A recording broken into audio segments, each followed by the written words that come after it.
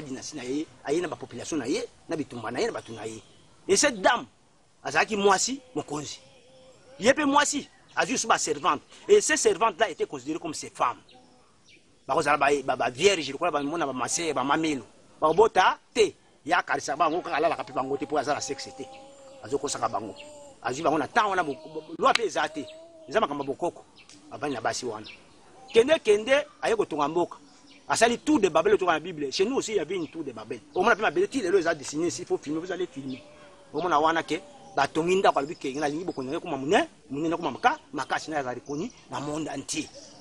Alors na lingi mbunda na ngai oyoka mbunda bateke des soni yoka na radio te na chaque matin on zoka bateke kuna bazo sala musala parce que nous sommes les hommes de tam tam bato mbunda bato kobina abaki bo mbunda ya na ki mbunda pour avoir pouvoir il faudra que ni likolo ya kasi ba tonnerre et beta likolo c'était des tam tam. Alors il faut que ni likolo soit ba tam tam. Alors comment y parvenir, il n'y avait pas d'avion, ça te dit des athées. Alors il faut construire bato ndako ya banzete pa ndako ki ba mona likolo quelque chose impossible na ba kilomètre wa kokate bato ngandi tout de Babel tant bato ngi tout Rwanda et les peuples environnants bayanzi bato apemenya wa bayaki étaient venus pour akuta royaume foro bazo sana batekiao ya mwasi mokonzi allez pas enda ko sukula nsinga elembaki mais selon légende parce que wana lobengo légende na ndenge na yebi ke distance mabena likolo mutoko sala eloko te ya banzete ko makuna pour ko ifi e suka kana ko bu na ko bukana alors ndako ebukana ki bato bakufaki c'est pourquoi le monde a kamabela biso za non peuplé bato bangada bangala wa po bato bazate. Nous ne sommes pas comme les gens de Bayanzi où vous voyez un village à 2 km, un village non. Tout ce que vous voyez ici, comme agglomération de fermes. C'était vers le 17e siècle.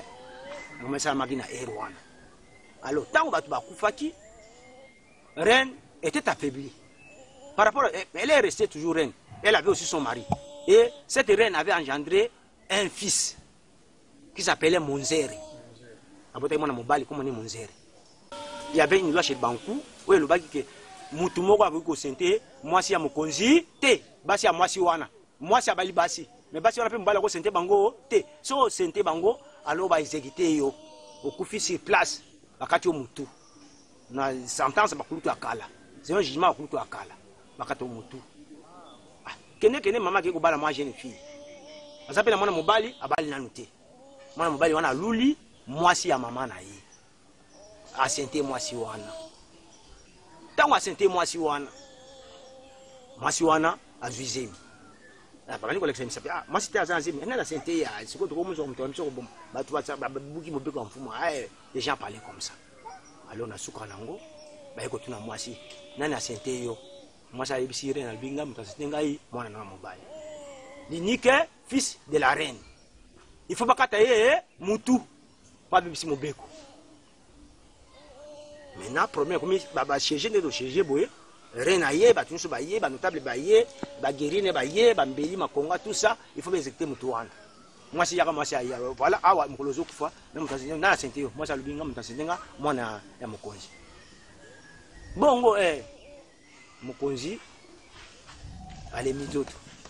Mukonzi atelemi akina ndako. Tonga bimi ndaku, ayena bensinya boko, ya bokonzi. Na wala kusema ayiba. A epsi population botala ngai ngana mfumo makolo mabelo yo ngomza makibino bana lelo na moni ke moi ça na tina za sumu konzi te ngana zibo konzi apesa moba na mobali or ke biso za matriaka il faut pouvoir que na kotabo mama comme ye nda bota maki azana na ndeko moi si te.